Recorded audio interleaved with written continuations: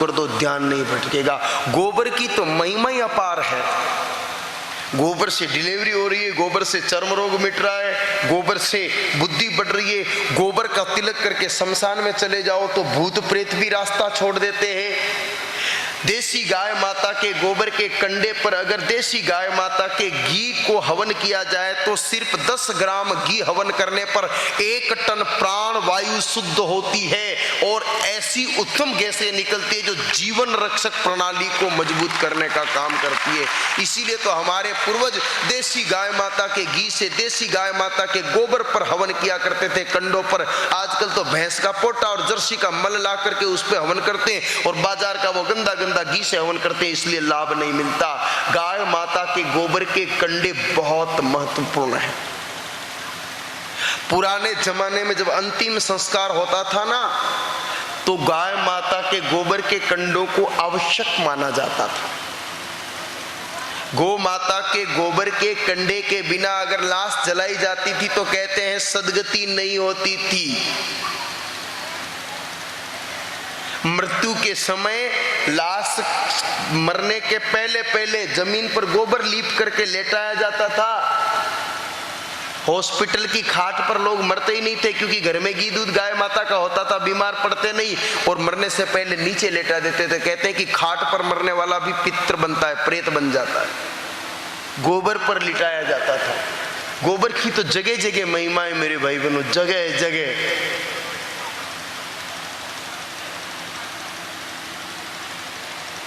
अभी सब तरफ विज्ञान तरक्की कर रहा है। लाश को जलाने के लिए भी विज्ञान ने बहुत प्रोग्रेस कर ली है।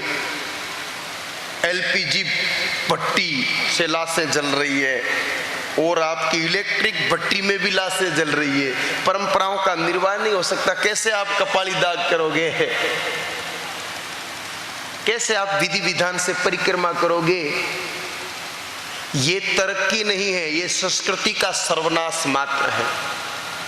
आजकल पेड़ पौधे भी घट रहे हैं, पर्यावरण दूषित हो ही रहा है। अंतिम संस्कार के लिए लकड़ी की आवश्यकता पड़ती है तो उसके लिए सर्वश्रेष्ठ साधन है गौ माता के गोबर का कंडा, जिसको सही तरीके से आप इस्तेमाल करो तो बहुत कम चाहिए। 1.25-2 क्विंटल में एक लाश बहुत बढ़िया तरीके से जल जाती है। हमारे जयपुर के गौ सेवा परिवार से जुड़े परमादरणीय विष्णु जी अग्रवाल ने एक बहुत बढ़िया काम आजकल हाथ में ले रखा है। विष्णु जी सभा में भी है। मैं आग्रह करूंगा कि विष्णु जी को आगे पधारना चाहिए और अगर अपने साथ वो गोकास्ट लाए हैं तो उसको लेकर के आगे पधारना चाहिए। अगर अपने साथ लाए हैं तो उसको लेकर के आए। देखो, कुछ अच्छे कामों की चर्चा होती है यहाँ पर। पिछले कई दिनों से आप देख रहे हो यहाँ उन लोगों को आगे बुलाया जाता है जो गौ माता के लिए कुछ विशेष कर रहे हैं। मैं अजीत जी भी है क्या? थोड़ा आगे आना।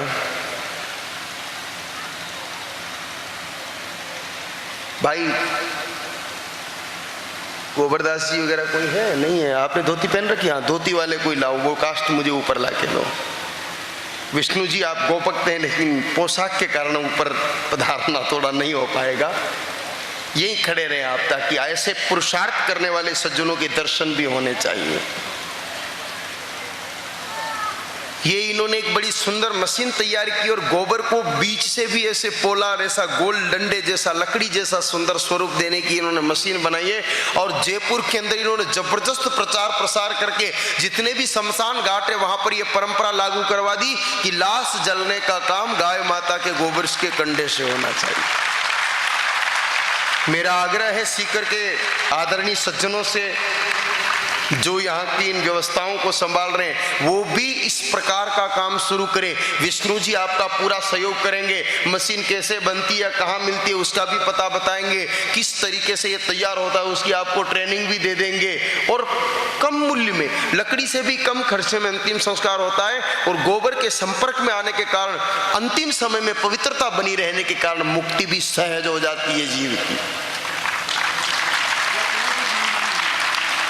और सबसे बड़ी बात है कि पेड़ों को तो जीवन दान मिलेगा ही, क्योंकि लगभग एक शव को जलाने में 2 बड़े वृक्ष कटते हैं। तो आप गाय, कितना काम हो रहा है। गौशाला अगर कोई बना रही है इसको, तो गौशाला के गोबर को आप खरीदोगे काष्ठ को, तो गोमाता को घास मिलेगी, वो पुण्य। इधर पेड़ को बचाने का पुण्य, इधर माता पिता या अपने रिश्तेदार को उत्तम वस्तु में जलाने का पुण्य। एक चीज के माध्यम से अनेकों अनेक पुण्य एक साथ प्रकट हो रहे हैं। तो बोलो ऐसा अच्छा काम होना चाहिए कि नहीं? केवल कथा सुनने से कुछ नहीं होगा। ई कानसु सुनी और ई कानसु निकाली तो केवल वेस्ट ऑफ टाइम, आपका समय मात्र बर्बाद हुआ माना जाएगा। आप 7 दिन से इस पवित्र कथा 6 दिन से सुन रहे हो, कल 7वां दिन है, अंतिम दिन है इस कथा का। तो लाभ तभी होगा जब हम कुछ, और इसमें हानि क्या, वो नहीं ये जिसमें लाभ ही लाभ। तो हम इस सभा में बैठे लोग तो कम से कम जो प्रबुद्ध लोग हैं, शमशान घाट की भी आजकल समितियां बन जाती है, वहाँ गार्डन बनते हैं, बगीचे बनते हैं, उनके भी अध्यक्ष उपाध्यक्ष होते हैं। अगर शमशान घाट समितियों से सोसाइटियों से जुड़े हुए लोग हैं, या यहाँ पर सरकारी शमशान घाट है और उनसे जुड़े हुए कोई लोग हैं, तो उनसे आग्रह करता हूँ कि विशेष रूप से अपने गोदामों में लकड़ी की जगह गोकाष्ठ की व्यवस्था करो और उचित मूल्य पर गोकाष्ठ खरीद करके और लोगों को उपलब्ध करवा करके वृक्ष को भी बचाओ, गौ माता की भी रक्षा होगी और गौ काष्ठ से अंतिम संस्कार होने के कारण मुक्ति भी मिलेगी। तो अजीत जी, मैं चाहता हूं कि ऐसे दिव्य पुरुषार्थी सज्जनों का सत्कार होना चाहिए। कहां गए अजीत जी? साफा पहना हो।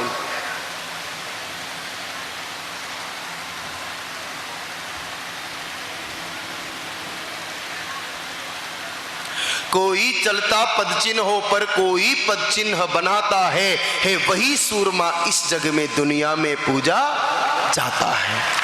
राहें जब हम बनाएंगे सज्जनों तो और लोग चलेंगे। इन्होंने यह प्रयास किया, आप भी भगवती गौ माता के इस पवित्र कार्य को आगे बढ़ाने के लिए इस प्रकार के उत्तम प्रयास करें जिससे ऐसे कार्यों को गति मिलती रहे। आपने एक चौखी बात बताऊं, आजकल लोग गाड़ी लेने निकले, गाड़ी लेवे कि नहीं, कार होया करे कि कतरे बड़ी बड़ी मोटी मोटी कार होया करे, 15-15, 20-20 लाख की, 40-40 लाख की भी आजकल कार आया करे।